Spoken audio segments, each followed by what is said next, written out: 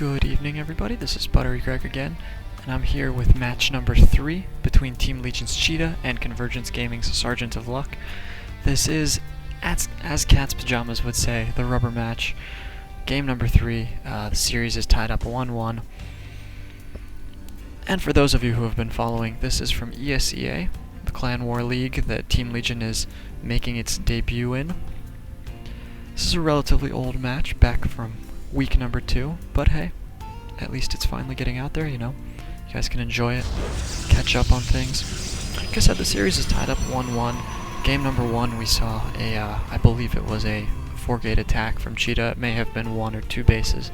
Can't remember at this point, but ultimately it was a 4-gate style attack. Game number 2, we saw 3 racks from SGTofLuck, which I think is kind of an old build. I generally don't see those on the ladder very often anymore, and I haven't really seen anyone try them in professional play. I think it's kind of cool to see a lot of builds like that from time to time, because there's some builds from beta and some builds that were really powerful but then may have been nerfed slightly, and so people were able to come up with hard counters to them. But then the metagame evolves, and you see people start playing much riskier builds, like a 1-gate fast expand, for instance. And suddenly, you know, like an old 3-racks timing might be good again, because while you could easily defend it with a 3-gate robo, you might not be able to defend it with a 1-gate expand. You know, it's been nerfed, and people forgot about it.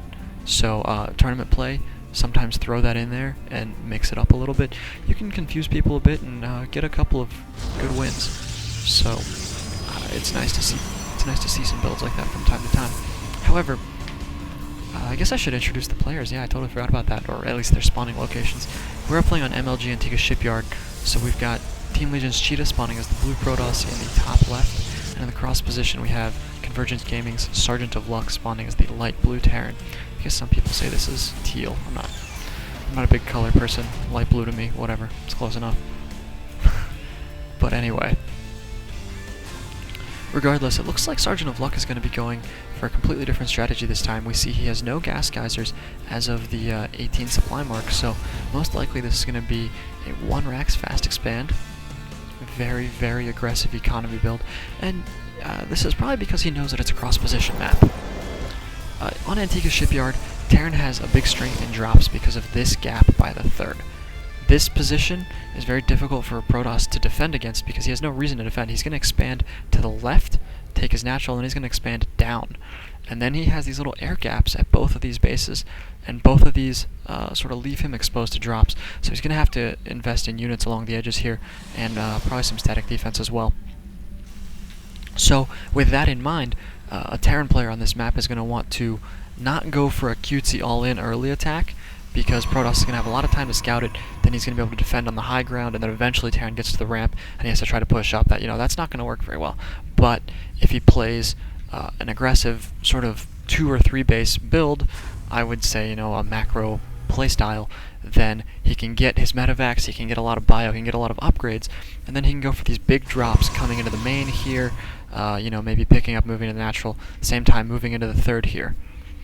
And these drops can do a lot of damage, whereas a ground attack maybe is not going to be the best. There are 2 ramps here, or 2 openings here, but there's one central area right in the middle here, and that sort of defends the 3rd and defends the natural leading into the main. So, getting back to exactly what both players are doing, we see ChiTa's actually returning to his very, very standard PvT play, the 4-gate plus Warp Prism all-in, and I think this is a really good build on this map. And that's because this map shares a couple of characteristics with Metalopolis. The ramp is all the way over here on the right side. Warp Prisms, however, can pop up right here and drop into the main. So it's going to be very difficult for SGTofLuck to defend because he can't have bunkers everywhere without spending a lot of money. I mean, bunkers are free and all that jazz, but they require some cash advance, if you will. You have to put down 75 minerals on that bunker until you salvage it. So you can't just throw bunkers willy-nilly all over the map.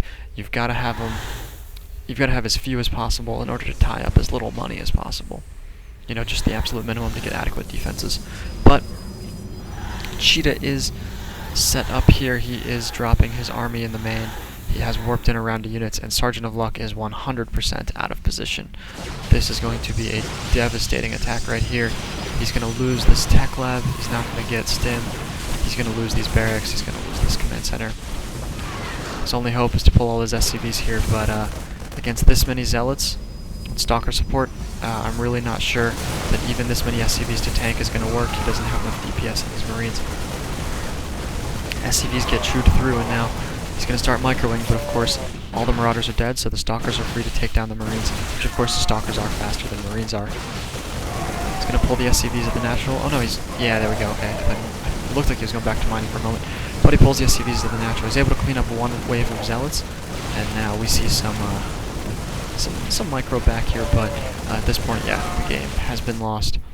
Sergeant of Luck agrees, so ChiTa's going to take the series 2-1 and give Team Legion a point in this match against Convergence Gaming. So, thanks for watching, guys, and I'll see you later.